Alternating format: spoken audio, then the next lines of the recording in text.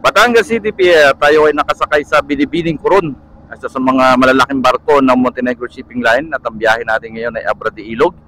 Actually sa Montenegro, sa Mamburao ang punta natin. Ang laki ho nitong barko na to.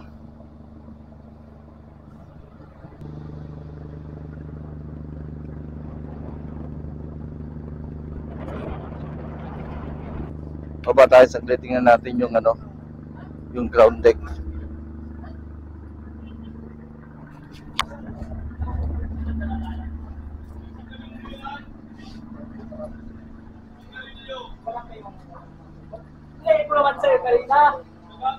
Binibining Coron. Ay nandini ho tayo sa Batangas City Pier at aring na ho ang ating sasakyan. Yan, laki ng barko. Binibining Coron, ariho ay sa Montenegro Shipping Lines. Ang dami pa rin mga barko po na nakaparada dito. So dito sa part na to, nandun talaga yung mga aparada ng barko. Yung katabi natin, Roro Master, malaki din yan. At sa kabilang side do, sa kaliwa, yun yung kanilang passenger terminal building. So yun yung mga walk-in, walang sasakyan, ay didi sa building na yan naghihintay. Pero yung mga may sasakyan, ngayong araw ho, ay ang dala natin ay motor. At pagkatapos ho natin bumayad doon ng mga kailangang bayaran, ay dumiretso na ho tayo dito. Pero naghintay pa rin tayo ng konti doon sa may marshalling area. Kasi pinapatas pa nila itong mga sasakyan bago sila umalis. Iniisa-isa na binibigyan ng pwesto bago lumayag, ika nga. Hindi tayo ay nakapark na kanina sa medyo una-una. Ay tingnan natin kung tinalian nga, kasi syempre lahat ng sasakyan dito sa loob ng barko ay tinatalian nila para hindi mag-alaw.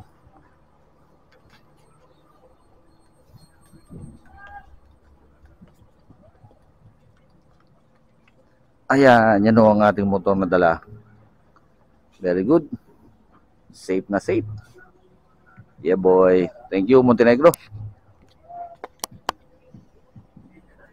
May pumapasok na Roro Bus.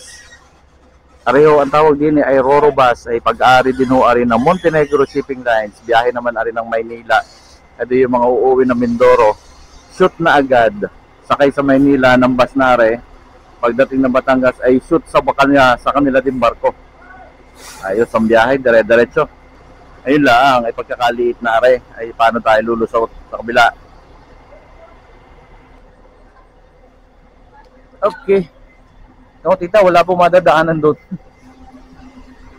Dini po sa unahan dyan, meron din. Doon tayo sa likod dumaan kanina paakyat, tingnan natin dito sa may una-una kung meron ding hagdang paakyat. O maluwag-luwag dito sa medyo na kasi mga private na kotse mga nandito. Fish dealer. So ito yung isang rampa. Ayun, may daan. Eto nga. Ang ganda ng kanyang stairs ha. Medyo spiral.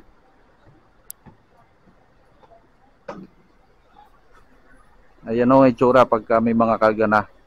Talagang madami. Sa kabilang side, doon umakyat si ate. Dito naman tayo sa isa.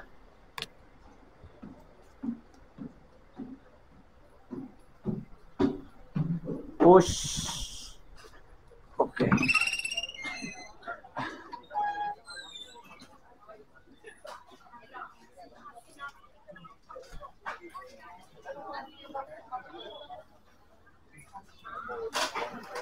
Oh, meron pa 7-Eleven din sa loob.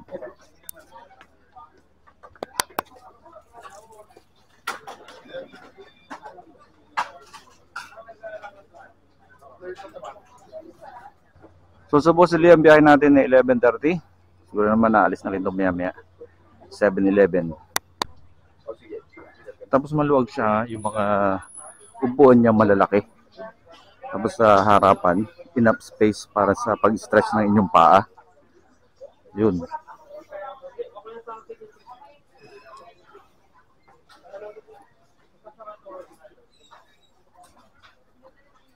At meron pang isang part dito ng mga upuan din sa loob.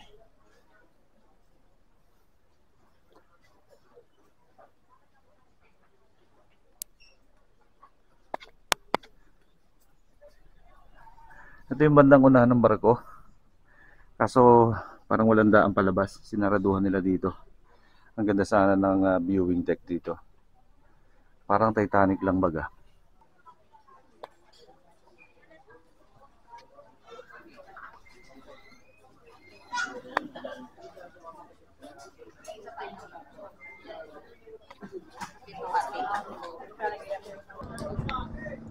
So itong mga pasahero na to ay dun sila galing sa passenger terminal building. Itong nasa kanan na to. Kasi as I mentioned kanina, kasi pagka may sariling sasakyan at may dalang sasakyan, pagkatapos magbayad dun sa unahan, tsaka ng ticket, pinapapasok na dito sa barko. Hindi, ariho ay mga galing doon sa passenger terminal building.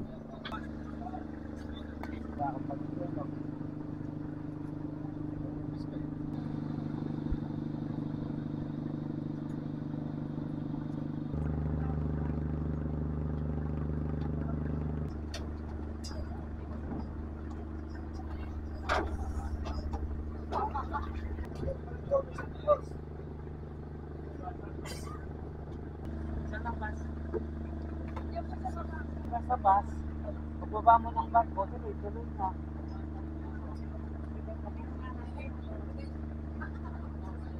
Dapat nga pa sabihin mo tayo sa baba.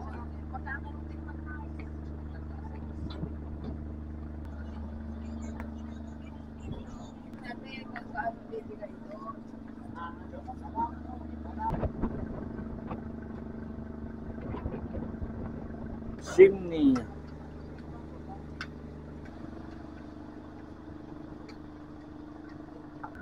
Pinagbibigalan na po namin ng MB Binibining Coron ay maglalayag lamang po patungo ng Brad Ilog. Baka po sa inyo may nagkakamali na pagsakay, may pagkakataon po kayo para makababa. Muli po ang Brad Ilog lamang po.